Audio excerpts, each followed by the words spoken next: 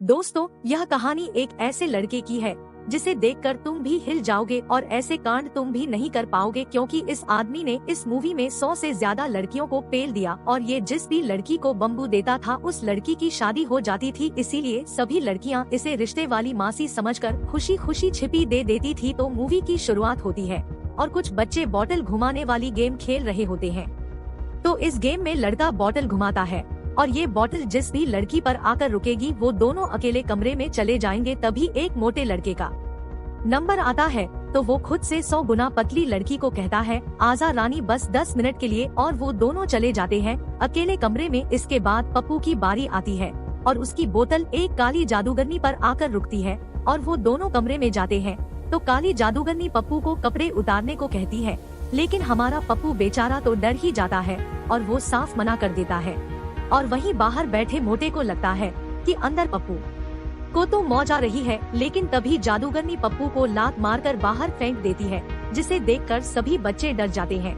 और वो जादूगरनी पप्पू को शराफ देती है कि आज से तू जिस भी लड़की के साथ पलंग तोड़ेगा वो तुझे छोड़कर चली जाएगी, ठेंगा दिखाकर। और हमारे पप्पू के बाल उखड़कर चली जाती है, जहां पप्पू बेचारा बहुत डर जाता है। और अगले सीन में हम देखते हैं कि पप्पू और झप्पू दोनों बड़े हो गए थे और झप्पू वही है जो मौज ले रहा था और अब ये दोनों डॉक्टर बन चुके थे, दांतों के यानी डेंटिस्ट। इसके बाद वो दोनों एक शादी में जाते हैं जहां पर दुल्हन पप्पू को थैंक यू कहती है, क्योंकि पप्पू की वजह से ही उसकी शादी हुई है। और वहीं पप्पू को एक लड़की दिखती है जिसे देखकर वो आशिक आवारा हो जाता है और बातों ही बातों में उस लड़की से पप्पू के ऊपर मोमबत्ती गिर जाती है, जिससे पप्पू की पेंट जल जाती है। अगले दिन पप्पू अपने क्लिनिक में जाता है जहाँ पर लड़कियों का भंडार लगा हुआ था, जिसे देखकर वह हैरान हो जाता है। इसके बाद वह घर जाता है तो वहाँ पर भी फिर से लड़कियों का भंडार था। इसके बाद हम कैम को देखते हैं और कैम वही है जो पप्पू पर मोमबत्ती गिरा चुकी है और वो मानो इनकी देखभाल की जॉब करती थी और वो पेंगुइनों को खाना खिला रही होती है। तो एक पेंगुइन आकर कैम को गिरा देती है और उसका एक दांत टूट जाता है। और दूसरी तरफ रात में पप्पू एक लड़की से मौज ले रहा होता है तो वो लड़की कहती है कि तुम्हारे साथ जो भी लड़की घपाघप करती है उसकी शादी हो जाती है। जहां हमें पता चलता है कि शादी में वो दुल्हन पप्पू को थैंक यू क्यों कह रही थी, क्योंकि पप्पू ने उसकी गेम भी बजा डाली थी, इसीलिए तो उसकी शादी हुई थी। और तभी पप्पू के क्लिनिक में इतनी भीड़ भी लगी हुई थी। इसके बाद कैम पप्पू को कॉल लगाती और कहती है कि बाबू मेरा एक दांत टूट गया है, जोड़ दोगे, मैं एक पप्पी दे दूंगी। तो पप्पू की पप्पी की लालच में केन को अपने क्लिनिक में बुला लेते हैं और उसका फ्री इलाज करता है। उसके बाद पप्पू घर आता है तो उसकी क्लिनिक में एक मोटी परी आती है और कहती है कि मेरा मोटा और काला शरीर देखकर कोई भी मुझसे शादी नहीं कर रहा, तो मुझे बजा डालो ताकि मुझे भी मेरा सच्चा आशिक मिल जाए। यह सुनकर पप्पू भी घबरा जाता है। इसके बाद पप्पू और झप्पू मिलते हैं तो झप्पू कहता है, यार तू जिस भी लड़की को मुर्गी बनाता है उसकी शादी हो जाती है, तो तू इस बात का फायदा उठा और खूब पैसे कमा ले। पहले तो पप्पू मना कर देता है, लेकिन झप्पू उससे कहता है कि यार जॉनी भैया को देख, उन्होंने कितनी लड़कियों की हेल्प की है, कभी ड्राइवर बनकर और कभी प्लम्बर बांधकर, आज इसीलिए जॉनी भैया को दुनिया सलामी ठोकती है। यह सुनकर पप्पू की पप्पू भैया बन जाता है और अगले दिन क्लिनिक जाकर सब लड़कियों से पैसे लेकर उन पर अपनी रेलगाड़ी चढ़ा देते हैं। लेकिन पप्पू की रेलगाड़ी कभी बेड पर और कभी बालकनी पर चलती है, यहाँ तक कि पप्पू भैया ने पुलिस को भी नहीं छोड़ा, बस एक रूल अपनाया, मौज लो और रोज लो। वहीं पप्पू से जब झप्पू कहता है कि यार मैं तो मजाक कर रहा था, तूने तो सच में सबकी गेम बजा दी, तो पप्पू कहता है यार मैं केम से प्यार करने लगा हूँ, लेकिन ये बात उसे पता नहीं है।